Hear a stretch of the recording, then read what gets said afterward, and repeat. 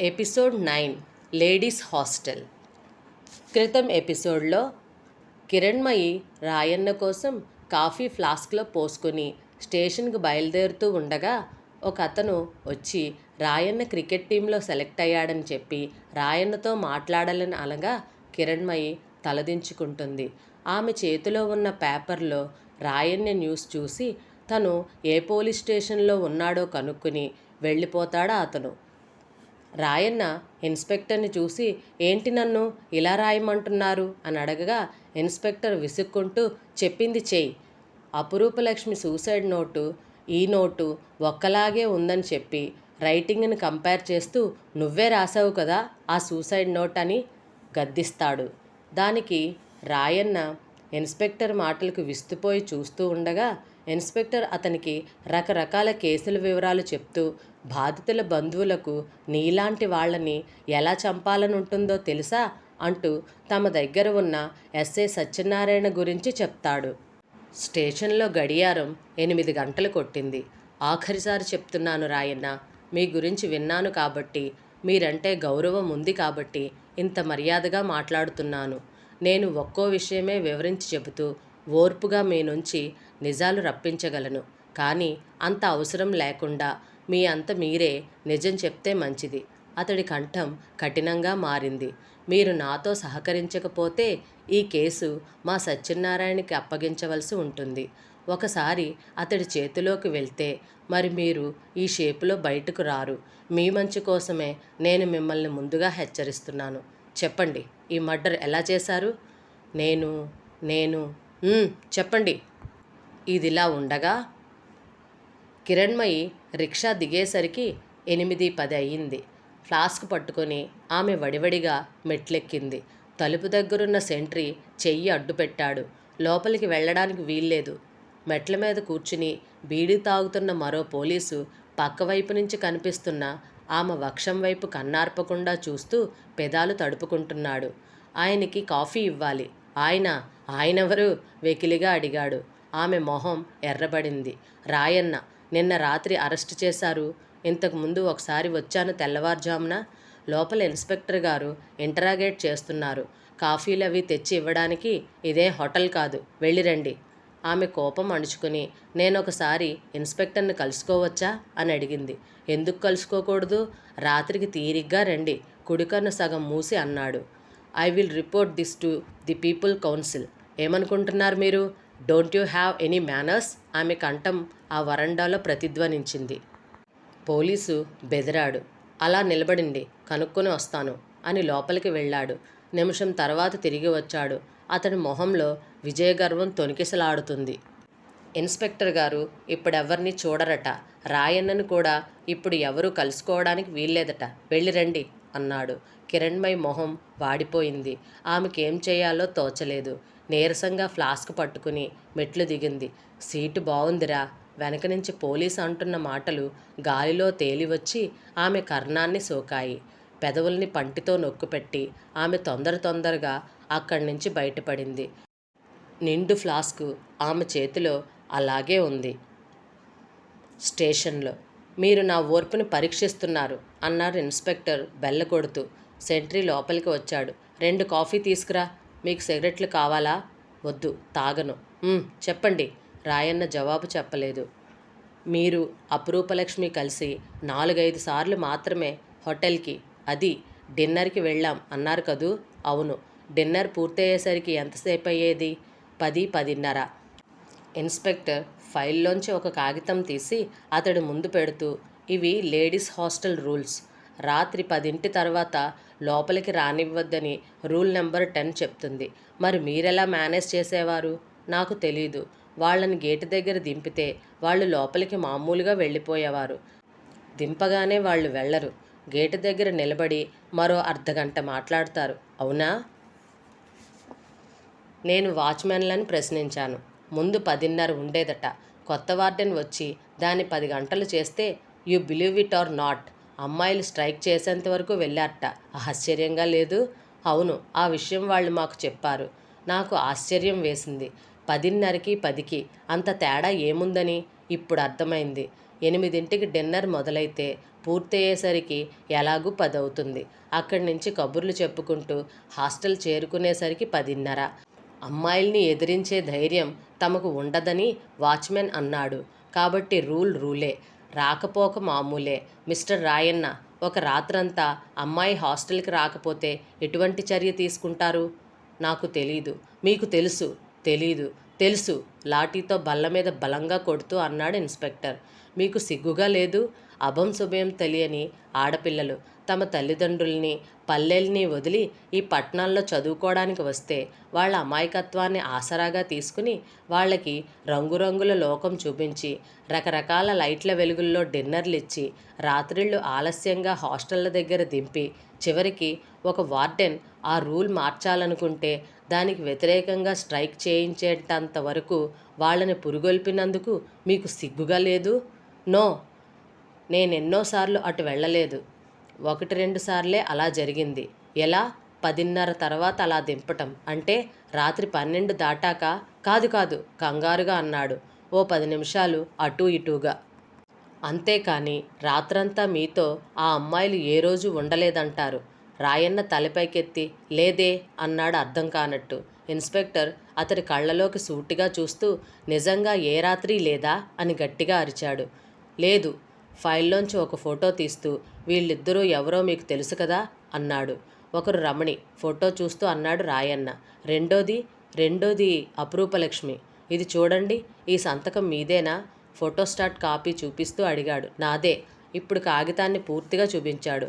Hotel register కాగితం అది. Inspector కంఠం కంచులా మోగింది. మొన్న డిసెంబర్ 12వ తారీఖు మీరు ఇంకో యువకుడు ఈ ఇద్దరమ్మాయిలతోనూ రాత్రంతా తమ హోటల్లో ఉన్నారని ఈ హోటల్ రిసెప్షనిస్టు సాక్ష్యం చెప్పాడు. పైగా మీరు ధైర్యంగా మీ పేరుతోనే రూమ్ కూడా తీసుకున్నారు. కాదంటారా? ఈ సంతకం మీది కాదంటారా? ఈ అమ్మాయిలు హాస్టల్ వదిలి మీతో రాలేదంటారా? రాయన్న మొహంలో రక్తం ఇంకిపోయింది. తడబడ్డాడు.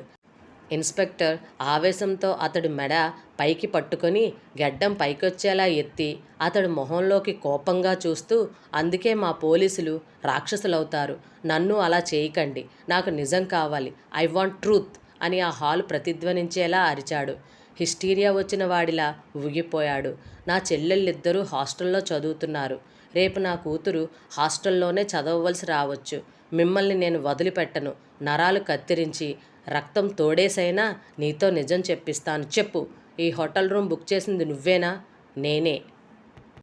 ఇదిలా ఉండగా కిరణ్మయికి ఏం చేయాలో తోచలేదు.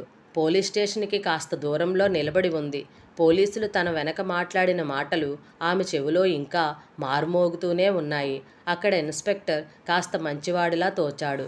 కనీసం అతడైనా బయట వరండాలోకి వస్తాడేమోనని చూస్తూ నిలబడింది. ఈ లోపులో టెలిగ్రామ్ తీసుకువచ్చి ఇచ్చిన స్నేహితుడు దూరం నుంచి వస్తూ కనిపించాడు. కిరణ్మయి మొహం వాడిపోయి ఉంది. లే ఎండ ఆమె మొహం మీద ఎర్రగా ప్రతిబింబిస్తుంది. అతడు దగ్గరకొచ్చి ఏం మేడం ఇక్కడ నిలబడ్డారు అని అడిగాడు. లోపలికి వెళ్ళనివ్వడం లేదు అంది కిరణ్మయి. ఆమె కంఠం నూతులోంచి వచ్చినట్టుగా ఉంది. రాత్రి వచ్చినప్పుడు బాగానే మాట్లాడాడు ఇన్స్పెక్టర్. ఇప్పుడు వెళ్తే ఆయన్ని చూడడానికి కుదరదంటున్నాడు. మీరేం చేద్దామనుకుంటున్నారు? కిరణ్మయి మాట్లాడలేదు. ఆమెకు ఏం చేయాలో తోచలేదు. మీ అన్నయ్యలెవరూ మీతో రాలేదా? లేదన్నట్టు తలూపింది. అసలు ఇలా కాఫీలు అవి తీసుకువెళ్ళి ఇవ్వడానికి ఒప్పుకోరు అన్నాడు. నేనే ప్రాణం ఉండబెట్టలేక తీసుకొచ్చాను అంది కిరణ్మయి. నాకు రూల్స్ అవి తెలీదు. అరెస్టు చేసిన 24 గంటల్లోగా మెజిస్ట్రేట్ ముందు హాజరుపరిచి కావాలంటే రిమాండ్లో ఉండడానికి మళ్ళీ అనుమతి తీసుకోవాలి. అంతవరకు తెలుసు. మనం ఎవరినైనా లాయర్ని కలుసుకుంటే మంచిదేమో. అయితే 10ంటికి వెళ్ళడమే మంచిదంటారా? అవును. అప్పుడే వెళ్ళి ఇన్స్పెక్టర్ని అడుగుదాం. అతడు ఏ విషయమూ సరిగ్గా చెప్పకపోతే అట్నుంచటే లాయర్ దగ్గరికి వెళ్దాం. 10ంటికి వదిలేస్తే మనకి లాయర్ అవసరం వెంటనే ఉండదు. తరువాత నెమ్మది మీద చూసుకోవచ్చు. కిరణ్మయికి ఇది బాగానే ఉందనిపించింది. థ్యాంక్స్, నేను ఇంటికి వెళ్తాను. 10ంటికి మీ ఇంటికి వస్తాను. ఈ లోపులో ఎవరైనా లాయర్లు మా వాళ్ళకి తెలిసేమో కనుక్కుంటాను. నేను అన్నయ్యలతో మాట్లాడుతాను అంటూ వెనుదిరిగింది. సిస్టర్. వెనక నుంచి వినిపించిన పిలుపుకి ఆమె ఆగింది. మీరేమీ అధైర్యపడవద్దు. మేము చాలామంది ఉన్నాం. ముఖ్యంగా చెప్పేదేమిటంటే మీరు అధైర్యపడవద్దు. ఆమె తల వంచుకుని ఇంటివైపు అడుగులు వేసింది. పోలీస్ స్టేషన్లో మీరిప్పటికైనా నిజం చెప్పడం మంచిది. రాయన్న నుదుటి మీద చెమట తుడుచుకున్నాడు. ఆ రోజు మేము డిన్నర్ తీసుకున్నాక రాజారావు చాలా హైలో ఉన్నట్టు గమనించాను. వెళ్ళిపోదామన్నాను. అప్పటికి రమణి కూడా హైలో ఉంది. పిక్నిక్కి వెళ్దామంది. రాత్రి 11ంటికా? అర్థం కానట్టు అడిగాడు ఇన్స్పెక్టర్. పూర్తిగా హైలో ఉన్నారిద్దరు. ఏం మాట్లాడుతున్నారో వాళ్ళకే తెలియదు. తర్వాత చాలాసేపు సర్ది చెప్పవలసి వచ్చింది. ఏమైనా సరే ఈ రాత్రి ఏ శక్తి మమ్మల్ని విడదీయలేదు అని నాటకీయంగా మాట్లాడడం మొదలుపెట్టారు. ఒకళ్ళ మీద ఒకళ్ళు చేతులు వేసుకుని అసభ్యంగా ప్రవర్తించడం మొదలుపెట్టారు. బార్ మేనేజర్ వచ్చి అది పబ్లిక్ ప్లేస్ అని, అక్కడ అలా ప్రవర్తిస్తే కష్టమని చెప్పాడు. అక్కడి నుంచి బయటకొచ్చాం. అయినా ఆ రాత్రి వాళ్ళు ఒకరిని విడిచి మరొకరు ఉండలేము అన్నారు. కాబట్టి మీరు అక్కడి నుంచి హోటల్కి వెళ్ళారు.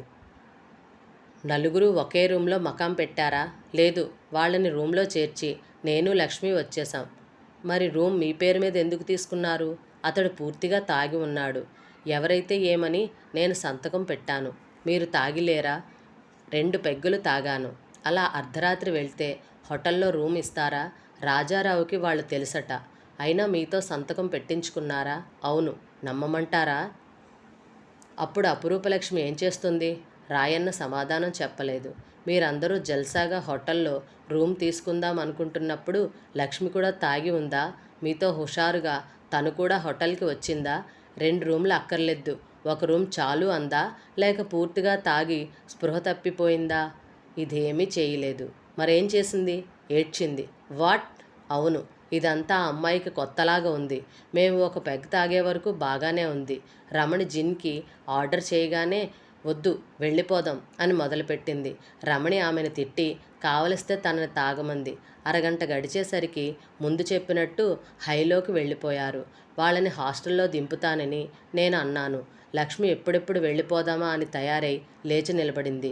ఇద్దరూ చెరువు వైపు నుంచి పట్టుబట్టారు. బలవంతంగా హోటల్కి లాక్కెళ్లారు. మీరు కూడా లక్ష్మితో ఒక ఛాన్స్ దొరుకుతుందేమో అనుకున్నారా? నేనెప్పుడూ లక్ష్మిని అలా చూడలేదు. ఓహో, మరెలా చూశారు? తనంటే నాకు అభిమానం. ఒక చిన్నపిల్లను చూసినట్టు ఉండేది. అంతేకాని మీకు తనతో ఎటువంటి శారీరక సంబంధము లేదు, అంతేనా? లక్ష్మితోనా? ఛ! లేదు, నన్ను నమ్మండి. ఆ అమ్మాయి చాలా మంచిది. వాళ్ళ నాన్నగారు బీడీఓ. ఎప్పుడూ తన అక్కల గురించి, అమ్మ గురించి, తమ్ముళ్ళ గురించి చెబుతూ ఉండేది. బాగా బెంగగా ఉండేది. ఇంట్లో అందరూ తననెంత గారాబంగా చూసుకునేవారో చెప్పేది. మిమ్మల్ని అన్నయ్య అని కూడా అనేదా? వెటకారంగా అడిగాడు. లేదు, కానీ నేను పరిచయం కాకపోతే ఇంత నగరంలో ఆ హాస్టల్ అడావుడికి ఉక్కిరి బిక్కిరి అయిపోయేదాన్నని మాత్రం చాలాసార్లు అనేది ఆ అమ్మాయి. చాలా మంచి కుటుంబంలోంచి వచ్చింది. రమణి మంచి కుటుంబంలోంచి రాలేదా? వచ్చి ఉండొచ్చు, కానీ తను సీనియర్. సీనియారిటీకి మంచికి సంబంధం ఏముంది? ఇంతకీ ఆ రోజు జరిగిన కథ పూర్తిగా చెప్పలేదు మీరు. రాయన్న ఇప్పుడు కాస్త ధైర్యంగా జవాబులు చెప్పగలుగుతున్నాడు. తన మాటలు ఇన్స్పెక్టర్ వింటున్నాడన్న నమ్మకం కలిగింది. రాజారావు కూడా హోటల్కే అని పట్టుబట్టాడు. పైగా తనకు తెలిసిన హోటల్ అన్నాడు. మరోవైపు లక్ష్మి ఏడుస్తుంది. ఏం చేయాలో తోచలేదు నాకు. వాళ్ళిద్దరినీ హోటల్లో వదిలేసి లక్ష్మిని హాస్టల్లో దింపుదామనుకున్నాను. మీ ఇద్దరికీ స్కూటర్లున్నాయా? నాకు లేదు, అతనికి ఉంది. కానీ ఆ పరిస్థితుల్లో స్కూటర్ అతడు డ్రైవ్ చేస్తే ప్రమాదమని నేనే చేశాను. నా వెనక లక్ష్మి కూర్చుంది. వాళ్ళిద్దరూ ఆటోలో వచ్చారు. ఆటోలో ముగ్గురు కూర్చోవచ్చు కదా. లక్ష్మి వాళ్లతో కలిసి కూర్చోవడానికి భయపడింది. సరే, నలుగురు హోటల్కి వచ్చారు. తర్వాత ఏం జరిగింది?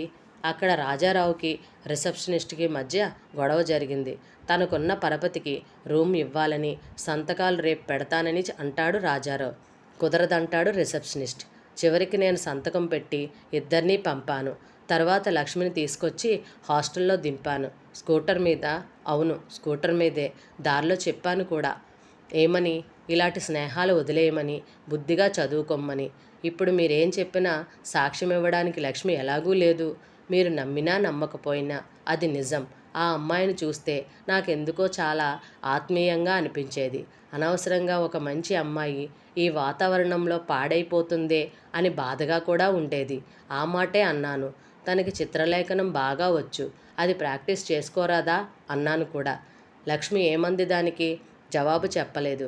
ఒక అమ్మాయిని హోటల్కి తీసుకెళ్ళి అక్కడ మీరు 2 పెగ్గులు తాగి అట్నుంచి లాడ్జింగ్కు వెళ్ళి తిరిగి వెళ్ళేటప్పుడు అమ్మా నువ్వు చెడిపోకు అని చెబుదామనుకున్నారు. భలే చాలా బాగుంది కథ. కథ కాదు సార్, నిజమే చెప్తున్నాను.